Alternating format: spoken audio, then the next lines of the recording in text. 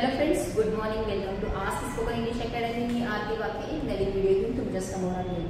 टेन्सेसच्या सिरीजमध्ये आपण past perfect tense बघतोय. त्याच्यामध्ये आपण स्ट्रक्चर बघितले, एक्झाम्पल्स बघितले आणि त्याचे बंच वाईज सेंटेन्सेस म्हणजे निगेटिव्ह आणि क्वेश्चन पण बघितले.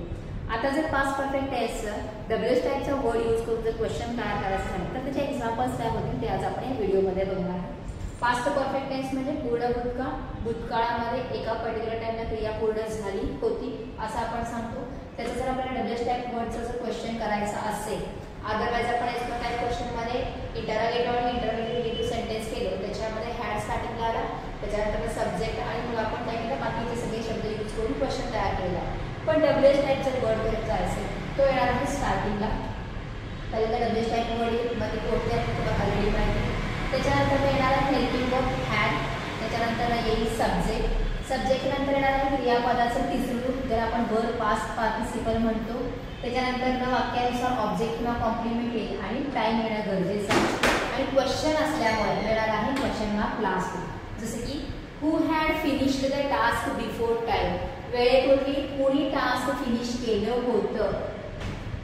हॅड हेल्पिंग वर्ब वापरला आणि फिनिशचं तिसरं रूप वापरला आहे. Why had he left the meeting in middle? मधूनच तो मीटिंग काय सोडला होता किंवा मधूनच मीटिंग मधून तो का गेला होता. Where had they hidden the treasure before surrendering? Surrender करायच्या अगोदर त्यांनी ट्रेजर म्हणजे खजिना कुठे लपवला होता. How much sugar had you put in the cake last time? मागच्या वेळेस तू केक केलीस तेव्हा त्या केक मध्ये किती साखर घातली होती. हाउ मच शुगर, किती साखर या अर्थाने. How long had Seema waited for Soham at morning, सकाळी सीमा सोहमची किती वेळ वाट बघितली होती. Which movie had Sulekha watched last week, मागच्या वेळामध्ये सुलेखाने कोणता चित्रपट बघितला होता. On whose demand had mom made puranpoli without any occasion yesterday, काल काहीही प्रसंग नसताना किंवा काहीही फेस्टिवल नसताना मम्मीने कुणाच्या डिमांडवर पुरणपोळी बनवली होती. By whose help had dad started his business in his college days, वडिलांनी त्यांच्या कॉलेजच्या दिवसांमध्ये कोणाच्या मदतीने बिझनेस सुरू केला होता. आणि for what purpose had you sold your good conditioned car, तुझी चांगली कंडिशन मधली कार कोणत्या कारणासाठी तू विकला होता. या प्रत्येक क्वेश्चन मध्ये आपण डब्ल्यूएच चे वेगवेगळे वर्ड्स घेतलेले आहेत. जसा तुमचा वर्ड असेल त्याप्रमाणे त्याचं उत्तर येणार आहे. जसं की पर्पज काय होतं हे त्याने विचारले, you have to tell the purpose. कुणाच्या मदतीने म्हणजे एखादी व्यक्ती असेल किंवा फर्मचं नाव येणार आहे. ऑन हुज डिमांड म्हणजे कोणाचं म्हणजे कोणत्या व्यक्तीच्या डिमांडमुळे मग त्या व्यक्तीचं नाव येणार.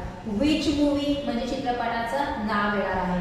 हाउ लॉंग म्हणजे किती वेळ, तर टाइम येणार आहे. हाउ मच शुगर म्हणजे किती साखर, मोजा चमच्याने मोजा किंवा किलो वगैरे प्रमाणे तुम्ही मोजू शकता. 100 ग्रॅम, 200 ग्रॅम, 1 किलो, 5 किलो या प्रमाणे किंवा 1 टेबलस्पून, 1 टीस्पून, 1 बाउल असं तुमचं जे असेल ते तुम्ही सांगू शकता. वेअर म्हटल्यानंतर ना प्लेस येणार आहे की कुठं होतं म्हणून.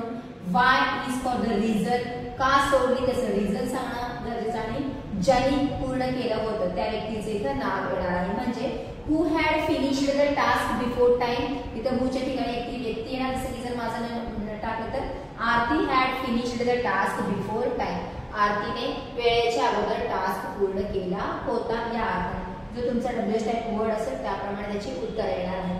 पण तुम्ही जर लक्ष दिलं असेल तर डब्ल्यूएच टाईप वर्ड झाल्या लगेचच तुम्हाला हेल्पिंग वर्ब दिसलेला आहे आणि मग आलेला आहे तुमचा सब्जेक्ट. इथं सब्जेक्ट आला नाही कारण उत्तर सब्जेक्ट मध्ये जाणार आहे. इथं सुद्धा प्रत्येक ठिकाणी तुम्हाला दिसत असेल dad, you, mom, Sulekha, Seema, you, they, he हे सगळे सब्जेक्ट जे आहेत ते हॅड आणि V3च्या मध्ये आलेले आहेत in the question. So these are the sentences of past perfect tense ज्याच्यामध्ये आपण क्वेश्चन्स तयार केलेले आहेत. आता बोलत असताना खूप सारे सेंटेन्सेस आपण बोलत असतो जे पास्ट परफेक्ट मध्ये जातात आणि ते क्वेश्चन्स आहेत. त्याच्यावर थोडंसं लक्ष द्या. डेली यूज सेंटेन्सेस मध्ये तुम्ही काय बोलत असता एकमेकांसोबत किंवा तुम्ही काय ऐकता ते सेंटेन्सेस लिहून काढा.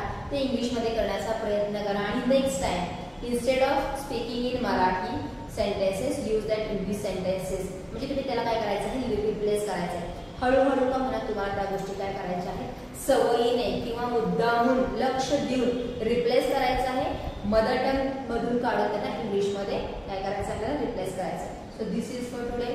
तुम्हाला अशा प्रकारचे सेंटेन्सेस करायचे आहेत आणि त्याची प्रॅक्टिस करायची आहे. थँक्यू.